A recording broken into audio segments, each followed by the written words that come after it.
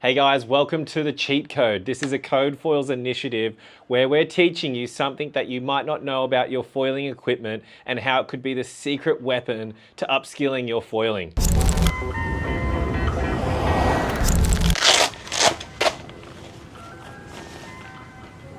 And today, my secret weapon is the 1300S from Code Foils. What I want to talk to you today about is how a big foil like this can improve your foiling by learning how to use a big foil to your advantage. First of all, a big foil is usually associated with pumping around. Basically, the bigger the surface area, the more that you got to push back against, and it's more suitable for when maybe the surf's small or there's not much wind when you're winging, or if you want a dock start. I have loved getting used to riding bigger foils because once you learn how to harness, how to use them, you can use them to your advantage by staying on foil for basically as long as your cardio allows you. With the 1300S, I've been able to stay on foil for over an hour, but because of the magic of this S foil from Code Foils, you can still surf it as if it's a tiny little wing. A lot of people love to gravitate towards that 700 to 900 square centimeter range when they're prone foiling, which is totally fine if the conditions are suitable for it.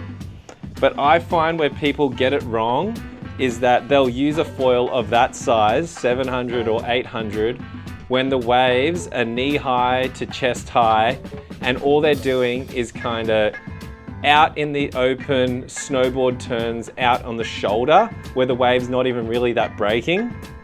And throughout the turn, their nose is dipping because they don't have enough lift in their foil. So what I love to assess and figure out when I'm prone foiling is that if that is what I'm doing, I would rather be on a big foil because throughout the turn, you're gonna have adequate pushback on your front foot and you can really drive through those turns. And you can basically do the same turn as what you would be doing on a smaller foil, like a 700 or 800, but you won't be having those weird pitchy moments where you're losing lift because you're underdone. Once you learn how to turn a big foil like a 1300, you will be able to do those turns and then pump out of it, have rest, give yourself enough of a break to connect onto the next wave, and you can just be on repeat doing that non-stop. So I highly recommend using a bigger foil, or at least learning how to use a bigger foil, because some people are usually scared of how big it is and how it might limit them to performance. But it's a skill in itself, similar to when you first start learning to foil, and a tiny foil is hard to use because it doesn't have much lift. This is just another skill to learn, and I highly recommend putting that in your arsenal, because once you learn how to ride bigger and bigger foils, it just lets you stay up for longer, go downwinding in lighter conditions, go out winging when it's lighter conditions, and it just opens up a whole new playing field. How I like to tune my 1300S is I like to chuck on a smaller fuse. So usually I run like a medium-sized fuse, but with the 1300S, I would definitely ride like a small fuse or even an extra small fuse. And I like to pair it with the 142 AR tail. And that's because when you do have so much surface area on the front foil, it's nice to offset it by a smaller leverage of a fuse and tail, so it doesn't feel as big when you're pumping. It's because if you paired that with a longer fuse and bigger tail, it would be a lot to leverage through the water. So you try and offset it by using the balance of the front foil because of all that surface area, but then having a little lever at the back of your fuse and tail. You'll see in the next footage of my recent trip down to Merimbula, we had tiny waves. And when you pair that to, the right board, which I love to use, a mid-length, you can basically paddle on to unbroken waves and start pumping if your pop-up's good enough. But yeah, learn how to ride a big foil. It takes time. My biggest tips would be just kind of don't try and overpower the foil, because you'll see sometimes when that happens, the foil will just direct you in the way it wants to go. So I would just like start off by trying to just slowly turn the foil, and then over time, once you start getting used to throwing the top half of your body weight around, then you can really start leveraging the foil and whipping it around. And the thing that you'll see in the footage from Marimbula is that the way to really throw a big foil around is to disengage it. And what I'm doing is I'm kind of getting the foil out of the water in critical sections, which will allow the board to twist and turn.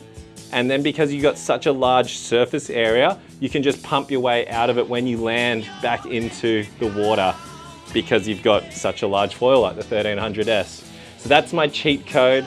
I hope you've learnt something, and I'm excited to see what people can do on these bigger style foils. So we'll see you soon.